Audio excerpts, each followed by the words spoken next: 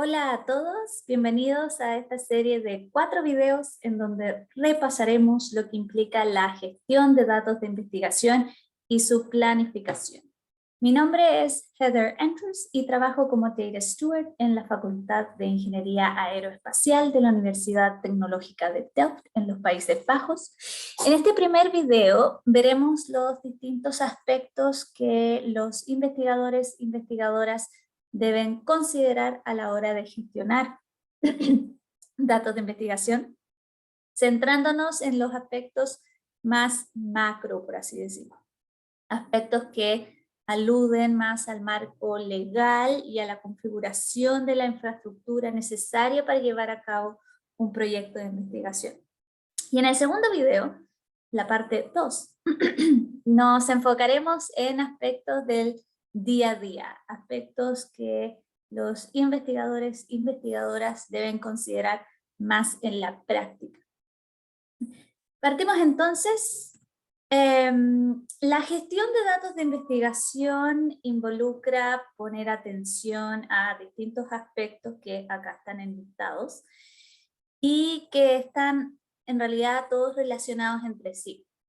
Saber qué institución es dueña de los datos determinará en parte cuán sensibles pueden ser los datos y dependiendo de si son sensibles o no es que se tomarán decisiones sobre cómo almacenar esos datos, cómo compartir esos datos con el resto del equipo de investigación, etc. Una vez que se determina dónde se almacenarán y se trabajará con esos datos, se pasa a los aspectos más prácticos. ¿Qué formatos usar? ¿Qué tipo de metadata describirá los datos? ¿Cómo se estructurarán los datos en sí, pero también los directorios que contienen esos datos? Y cómo se documentará toda esa información, ¿ya? Bueno, y en realidad todos estos aspectos que están relacionados entre sí son importantes a tener en cuenta durante la investigación, pero también una vez finalizada la investigación. Ahí hay que entrar a preguntar qué ocurrirá con los datos que se generaron, se podrán compartir, si se pueden compartir, se publicarán o se dejarán accesibles bajo pedido. Si no se publicarán, ¿dónde quedará toda esa información? ¿Quién quedará a cargo de esa información? ¿Ya? ¿Cómo podemos facilitar el proceso de reutilización de esos datos? Ya sea por personas del mismo grupo de investigación o por personas externas. En ese sentido, quienes trabajamos como personal de apoyo, lo que tenemos que hacer es asegurarnos que los investigadores e investigadoras se hagan preguntas, como las que mencioné recién, y más. Obtengan recomendaciones y con ello puedan planificar bien cómo gestionarán los datos durante y una vez finalizados los proyectos. Ahora bien, ¿qué preguntas son las que hay que hacer? Porque pueden ser muchas. Vamos a ir viendo paso a paso los distintos aspectos a considerar y trataremos de ejemplificar las respuestas tomando como ejemplo dos tipos de proyectos diferentes, ¿ya? Consideraremos como caso A un proyecto de investigación donde un grupo de investigadores va a ir a tomar muestras de suelo, digamos, a un terreno determinado. Esas muestras se llevarán a un laboratorio para ser analizadas a través de distintos experimentos. Los datos resultantes de esos experimentos se analizarán con un software, se obtendrán estadísticas, se ajustarán funciones en los datos, etc. Y esos resultados, que son datos procesados, se compararán con datos obtenidos de la literatura. O sea, datos que ya están presentes en otros artículos o están disponibles en bases de datos públicas, etc. Pero son datos que ya existen. Como caso B, consideraremos un proyecto de investigación donde un grupo de investigadores realizarán entrevistas sobre un cierto tema a una población determinada de personas. Esas entrevistas serán grabadas, no sabemos si con videos o audio, pero serán grabadas y luego serán transcritas a archivos de texto. Y en base a esos archivos de texto es que se desarrollará un análisis cualitativo y cuantitativo acerca del tema de estudio para poder derivar y proponer nuevas políticas públicas, por ejemplo, ¿ya? Entonces, estos dos son los casos con los cuales trataremos de ejemplificar en qué debemos poner atención a la hora de gestionar esos datos, qué preguntas hay que hacer y tratar de encontrar recomendaciones para los investigadores. ¿Ya? Entonces, primer aspecto a considerar viene a ser la propiedad de los datos, ¿ya? Acá las preguntas principales a abordar tanto en el caso A como en el caso B, en verdad en todo tipo de proyecto, es quién o quiénes financian el proyecto y bajo qué términos, ¿ya? Es importante para saber qué políticas o regulaciones hay que cumplir para con la entidad o entidades que financien el proyecto. ¿Qué instituciones colaborarán en el proyecto? Si hay otras universidades o hay compañías involucradas, etc. ¿Quiénes formarán parte del proyecto? En el sentido de si son estudiantes o investigadores de planta. Ahí es importante ver qué establece la institución sobre, por ejemplo, la propiedad intelectual de los estudiantes. ¿Pueden los estudiantes trabajar en proyectos sensibles? ¿Cómo pueden trabajar en proyectos sensibles? ¿Hay que hacer un tipo de acuerdo o qué? ¿Ya? ¿Qué institución es dueña de qué datos? Sobre todo si hay colaboraciones. Puede que la institución A comparta ciertos datos con institución B, pero la institución C no puede tener acceso a esos datos en bruto, pero sí puede tener acceso a los datos que la institución B procese, ¿ya?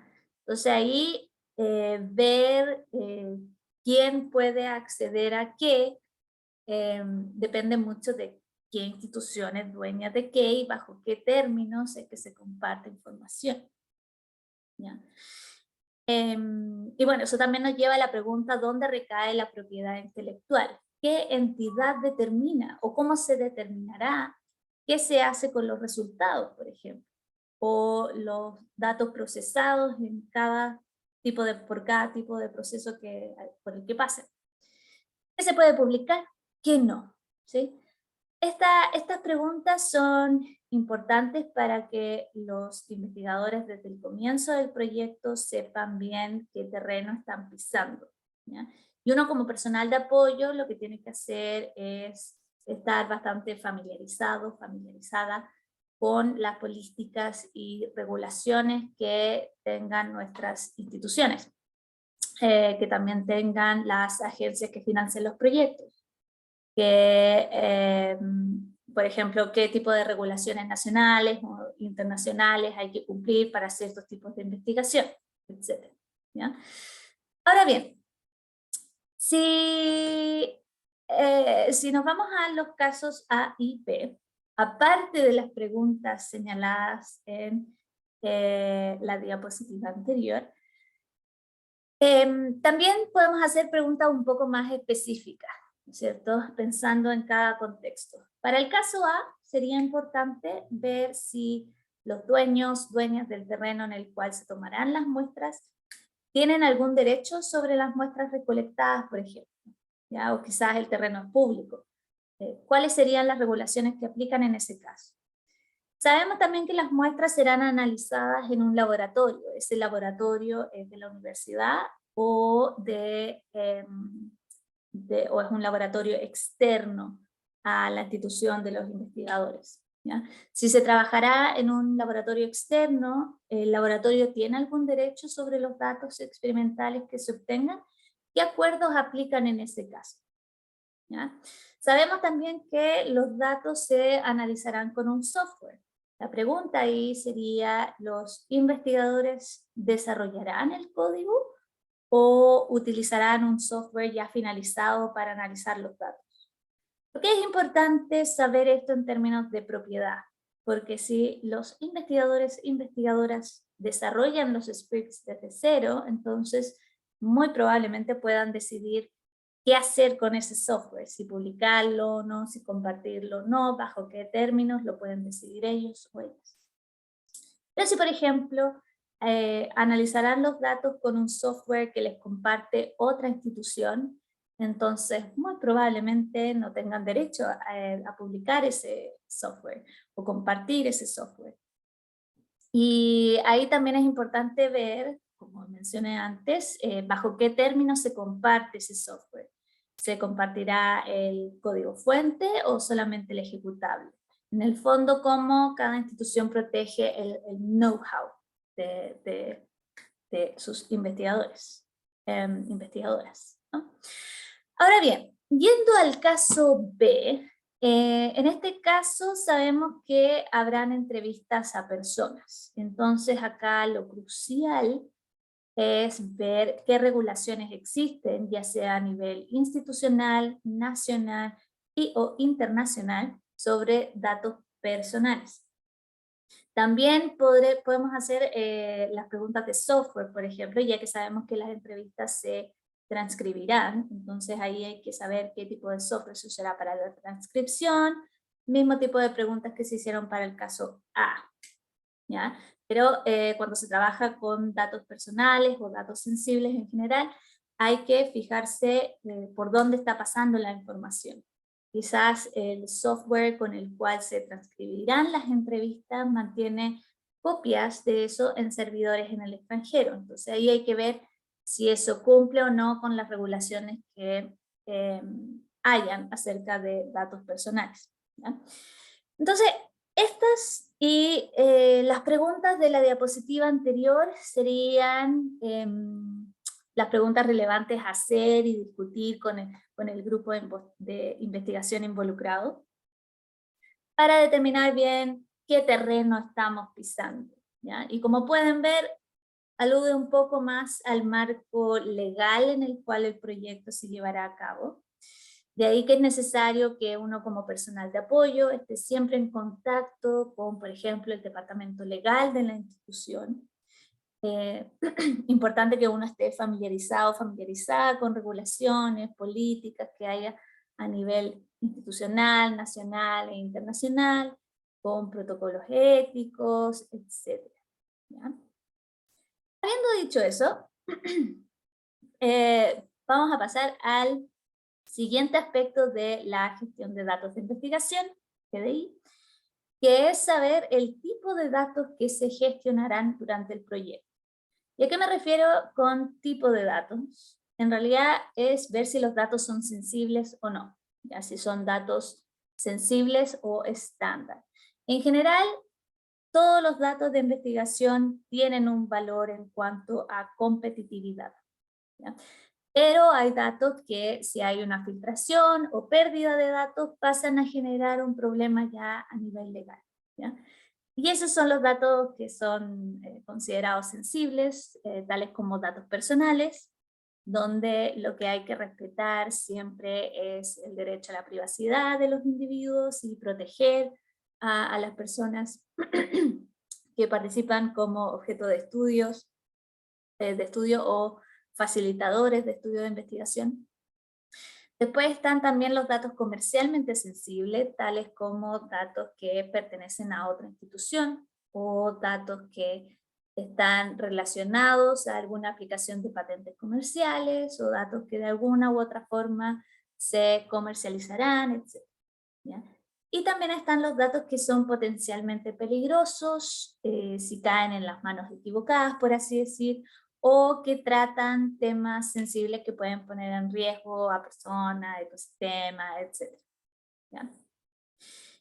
Yendo acá al caso A, por ejemplo, bueno, acá ya tenemos que empezar a hacer ciertas suposiciones, porque las preguntas llevan a más preguntas y todo depende de las respuestas. Entonces vamos a suponer que en el caso A La investigación se llevará a cabo por investigadores e investigadoras de una sola institución y que no hay más entidades que puedan proclamar derechos sobre los datos ni el software que se genere. De modo que podríamos decir que no tenemos datos comercialmente sensibles, ¿ya? A no ser que se quiera comercializar algo que se vaya a generar a partir de la investigación. Esa es otra pregunta, ¿ya? Pero partamos de la base que no tenemos datos comercialmente sensibles y, bueno, por la naturaleza misma del estudio, también sabemos que tampoco tendremos datos personales de participantes humanos, ¿ya?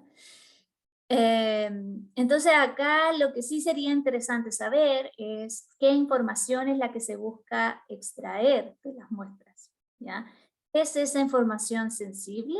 Si son muestras que, por ejemplo, buscan analizar cierta toxicidad de cierto elemento que se sabe que es peligroso para el ecosistema, para la vida humana, etc. Quizás esos datos muy probablemente requieran cuidados extra a la hora de gestionarlos, ¿ya? Ahora bien, asumamos que la información que se quiere extraer del estudio no es sensible, no pone en riesgo a nada ni nadie, entonces lo siguiente es ver, bueno, qué se pretende hacer con los datos una vez finalizado el proyecto. Asumimos que los datos no se van a utilizar para ningún tipo de comercialización, entonces no son comercialmente sensibles, pero puede ser que los investigadores decidan no publicar esos datos, sino que mantenerlos cerrados para un estudio de seguimiento en caso de que los resultados no sean significativos, por ejemplo, ¿ya? Entonces, todas esas cosas también hay que definirlas porque van a definir qué tipo de soluciones más técnicas, dónde se van a almacenar esos datos a largo plazo, quién va a tener acceso, quién va a estar a cargo, quién va a ser el punto de contacto, etc. En el caso B, bueno, acá tenemos que claramente habrán datos sensibles. Sabemos que habrán entrevistas que se grabarán, ya sea como video o audio. Ahí tenemos que evaluar entonces qué medidas sugerirles a los investigadores e investigadoras para garantizar que la privacidad de los participantes sea respetada y poder minimizar cualquier riesgo en el cual se puedan ver afectados los participantes en caso de reidentificación. Entonces acá es importante saber de qué se tratan las entrevistas, qué información es la que se pretende extraer de los participantes. ¿Cuán posible es que los participantes sean reidentificados? Y si eso ocurre, ¿en qué riesgo se pondrían los participantes? ¿Riesgo de ser mal evaluados en su trabajo o simplemente despedidos, por ejemplo? ¿Riesgo de ser discriminados o discriminadas en su entorno? ¿De ser acosados de alguna manera por ese motivo, etcétera? ¿Ya? Ese tipo de riesgo hay que evaluar. Otra pregunta es, ¿qué medidas se pueden tomar entonces para evitar poner en riesgo a los participantes en caso de ser reidentificados? Y acá pueden ir desde medidas tales como anonimizar los datos a medidas que ya tienen que ver con el tema de almacenamiento, seguridad, cómo evitar la filtración de los datos, ¿ya? Y otra pregunta que deberíamos hacer es, ¿qué se pretende hacer con los datos una vez finalizado el proyecto? ¿Se pueden anonimizar los datos? Si no se pueden anonimizar, ¿qué tipo de información se planea publicar? ¿Hay que pedir permiso a los participantes para la publicación de esos datos?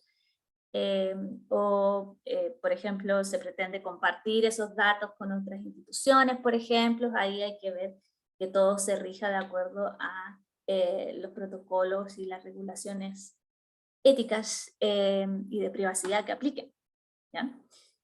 Y acá me gustaría profundizar un poco más en los principios a seguir cuando se trata de trabajar con datos personales, ¿ya?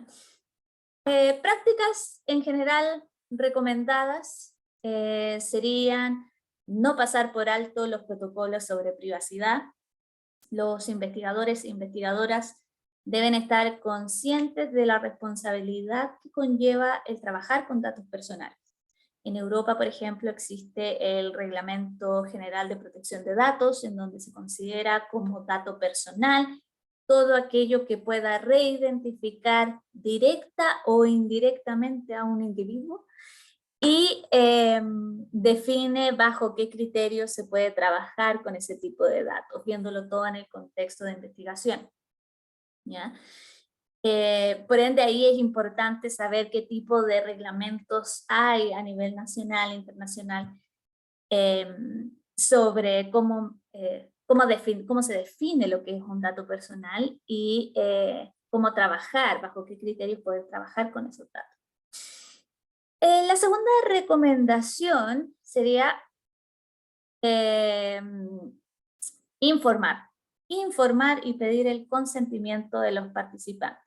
Todo participante debería, ojalá, saber en qué consiste el estudio, qué riesgos psicológicos o físicos puede experimentar durante el estudio, durante el experimento, qué datos se recolectarán, ya sea de su persona o del entorno durante el experimento, durante el estudio, cómo se gestionarán esos datos durante y una vez finalizada la investigación, qué datos se publicarán y también qué derechos tienen ellos mismos como participantes, ¿ya? Y cómo pueden ejercer esos derechos. Y si desean que sus datos estén eliminados, o sea, que los investigadores e investigadoras eliminen sus datos o su participación de tal experimento, a quién deben contactar, qué protocolo seguir, etc. ¿Ya? Aparte de eso, la tercera recomendación general que los investigadores deben tener en cuenta es anonimizar los datos en la medida que sea posible. Minimizar la posibilidad de que los participantes puedan ser reidentificados, lo cual es crucial cuando el riesgo que corren los participantes al ser reidentificados es alto, ¿ya? Técnicas de anonimización hay varias, depende de con qué formato de archivo se trabaje, con qué tipo de información se recolecte. Por ejemplo, acá tenemos unos registros acerca de un participante llamado Juan Pérez, de Argentina, 55 años de edad, con 15 años de experiencia trabajando como piloto de aviones Boeing 777-747, y ahí vemos la última fecha, la fecha de su último vuelo, ¿ya? Este tipo de registro, este tipo de información, incluso si le sacamos el nombre, eliminamos el nombre Juan Pérez, probablemente nos lleve a un universo bastante pequeño de pilotos que manejen ese tipo de aviones, que tengan esa experiencia, esa edad, etc. Por lo que de igual manera facilita la reidentificación de ese individuo, ¿ya? Por lo que en este caso uno trataría de aplicar más de una técnica para poder agregar la información, categorizar la información de manera que las posibilidades de reidentificar a Juan Pérez sean sean minimizadas, ¿ya?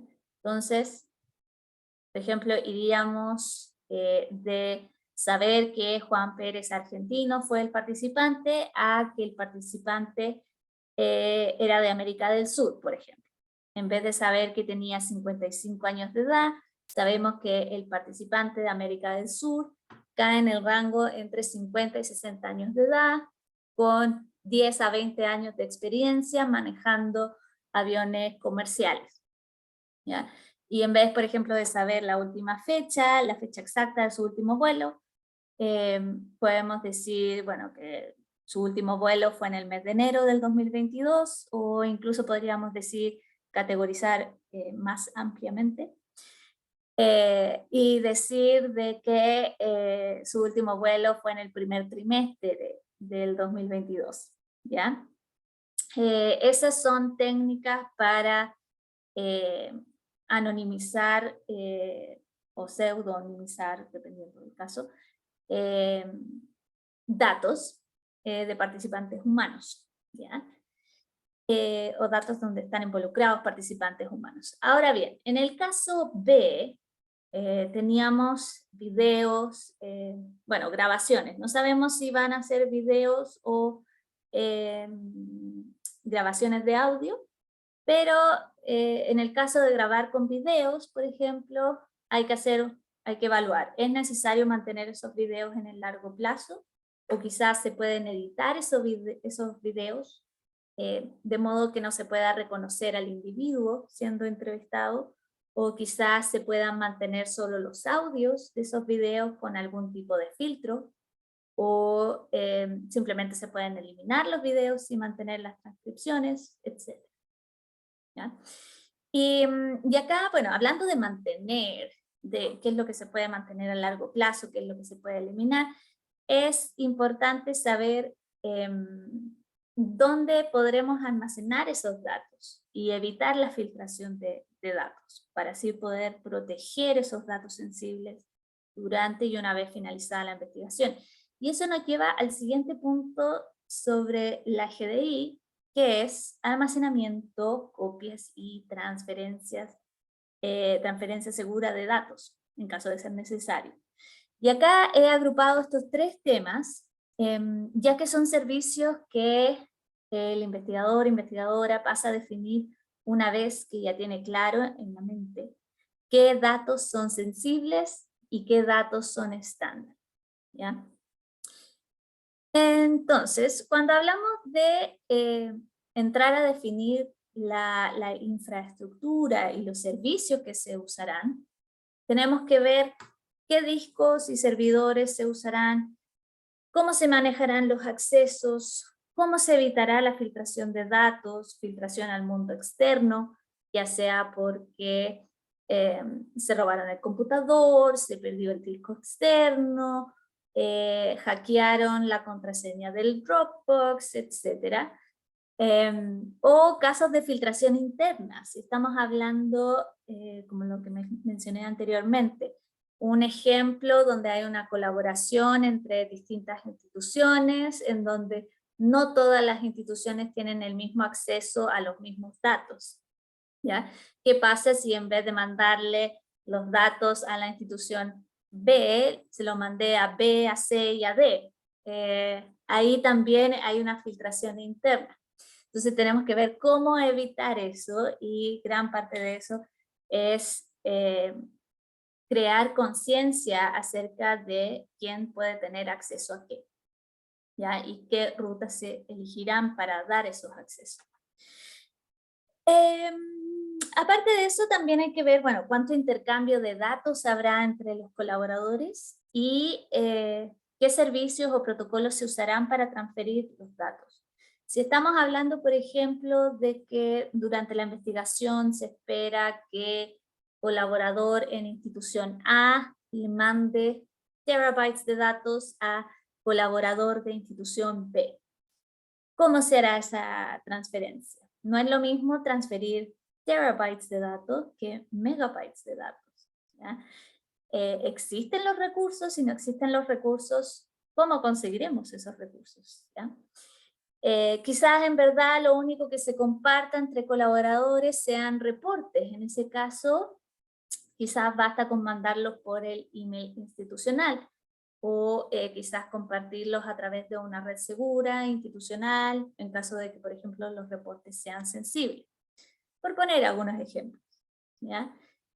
Y entonces acá hay que evaluar si existe la infraestructura necesaria y los servicios necesarios para poder llevar a cabo el proyecto. Y en eso, quizás aquí es donde se ejemplifica de mejor manera el por qué el planificar la GDI. ¿Por qué asegurarse de que se hagan estas preguntas antes de que un proyecto empiece? Porque ¿qué pasa si los recursos no están y el proyecto ya empezó? Si no se consiguen los recursos, el proyecto quizás no se puede llevar a cabo simplemente. Entonces ahí ahí recae la importancia de hacerse todas estas preguntas, generar conciencia en los grupos de investigación sobre este tipo de temas para que puedan adelantarse a los problemas que puedan atrasar los proyectos de investigación. Y habiendo dicho eso, acá hago un paréntesis sobre almacenamiento a modo de recomendaciones. Claro está que todo dependerá de la infraestructura y los servicios que los investigadores e investigadoras tengan a su disposición. Pero en general se recomienda la regla 3-2-1 para minimizar los riesgos de pérdidas de datos. La regla establece 3 copias, 2 medios de almacenamiento y una copia en una ubicación física distinta. Por ejemplo, tener los datos en el laptop o computador, ojalá que sea de la institución. Tener aparte un disco externo donde se mantengan copias de seguridad y aparte tener otra copia de los datos en la nube que permita sincronizar los directorios activos de la laptop o el computador con la nube. De modo que en ese caso tendríamos 3 copias en 3 medios distintos, no 2, pero 3. El laptop, el disco externo y la nube. Y tenemos 2 ubicaciones distintas, asumiendo que el disco externo y el laptop o computador en general van a estar en el mismo lugar de trabajo, ¿ya? Por lo que si el lugar de trabajo se incendia, seguiríamos teniendo una copia en la nube, ¿ya? Ahora bien, algunas recomendaciones por dispositivo o medio de almacenamiento que tenemos aquí enlistados. El computador o laptop, donde uno trabaja activamente con los datos, ojalá sea un computador o laptop dado por la institución a la que uno pertenece, ya que en general vendrían con aplicaciones y software de seguridad. Las actualizaciones las gestionaría el Departamento de Tecnología e Información de la institución, etc. Si el investigador o investigadora solamente dispone de un computador o laptop personal, ahí tiene que entrar a tomar medidas extra para proteger el dispositivo. Encriptar el dispositivo, utilizar software antivirus de ser necesario, fijarse en las actualizaciones del sistema operativo disponible, recordar que hay que cambiar passwords cada 6 meses más o menos y cambiarlas por unas passwords que no sean obvias, trabajar con VPN de ser necesario, etc. El siguiente medio de almacenamiento, dispositivos de almacenamiento óptico como CDs, DVDs. Estos medios de almacenamiento no son los más recomendables, al menos no para almacenamiento a largo plazo. Hay que fijarse en las nuevas laptops, por ejemplo.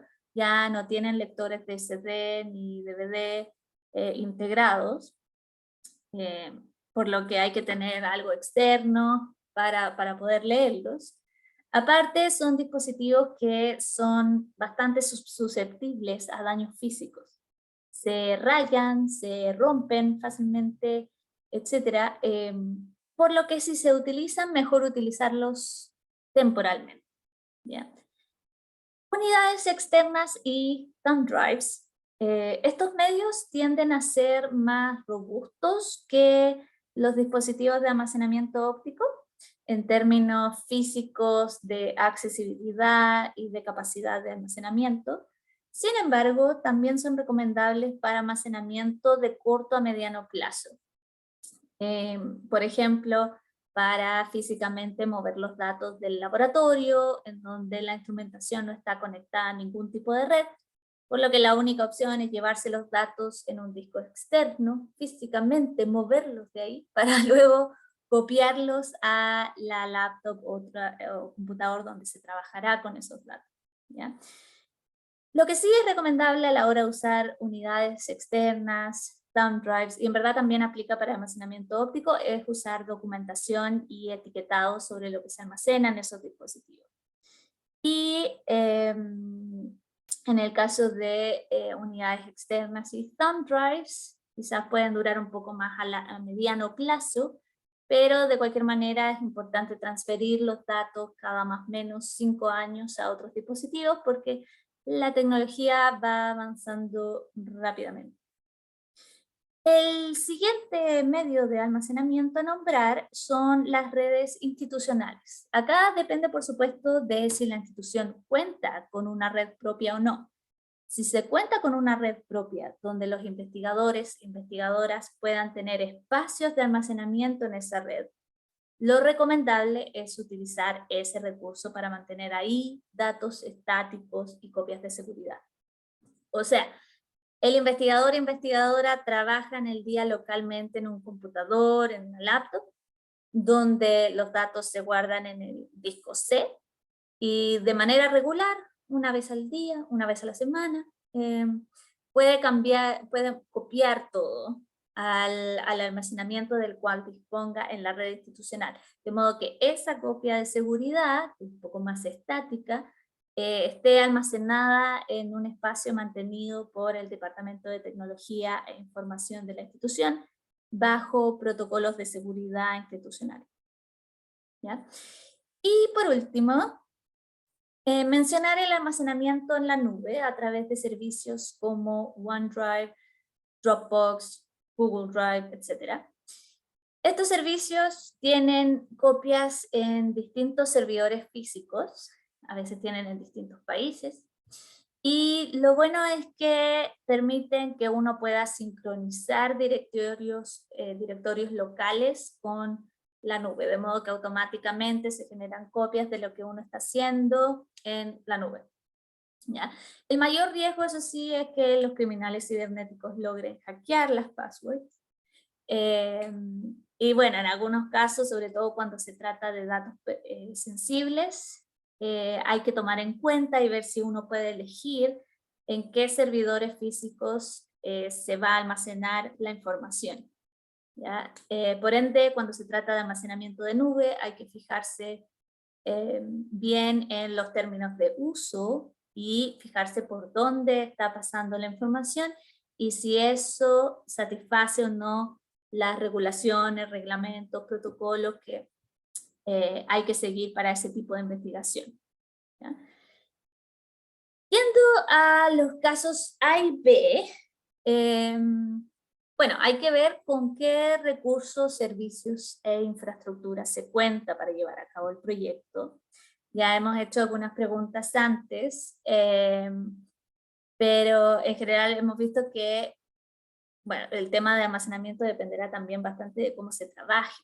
En el caso A, hemos asumido que el grupo de investigación pertenece a una sola institución, por lo que ahí habría que ver cómo se trabajará de manera colaborativa, si es necesario que miembros del grupo trabajen en los mismos archivos al mismo tiempo, entonces se requerirá de un almacenamiento grupal, que todos tengan acceso y software que permita que todos trabajen al mismo tiempo.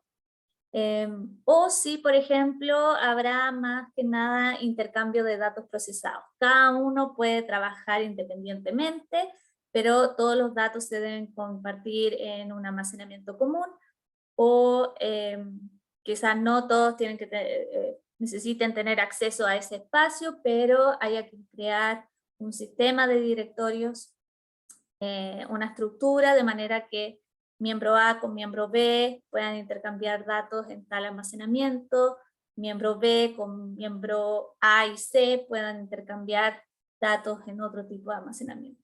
¿Ya? En el caso B, como hemos mencionado anteriormente, hay que tener cuidado por qué servidor está pasando la información y si eso satisface o no las regulaciones y protocolos que existan acerca de la gestión de esos datos, ¿ya? En este caso datos personales. Y ahí es importante también, bueno, aparte de entender cómo es que van a trabajar también, entonces también saber cómo va a ser el intercambio de datos durante el proyecto entre los mismos miembros del equipo. Hay que ver también el tema de si se va a ocupar cierto software, por qué servidores va a estar pasando esa información. ¿Ya?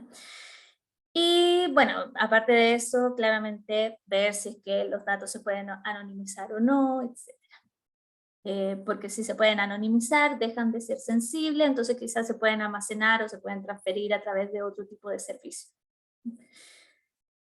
Habiendo dicho eso, llegamos al final de esta primera parte en donde hablamos de los aspectos que son un poco más macro dentro de la GDI, ¿ya? Temas que establecen el marco en el cual se tendrán que gestionar los datos. En el siguiente video revisaremos los aspectos de formato, metadata, estructura y documentación, que son aspectos que recaen más en las prácticas diarias que usan los investigadores e investigadoras, ¿ya?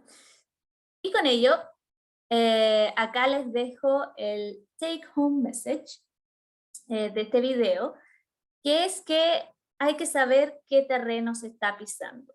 Los investigadores e investigadoras deben tener una idea general sobre los datos que gestionarán y sobre cómo planean llevar a cabo el proyecto.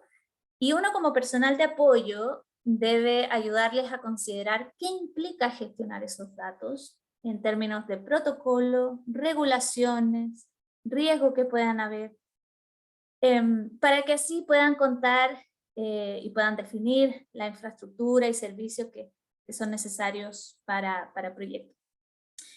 Y con ello damos término a este primer video.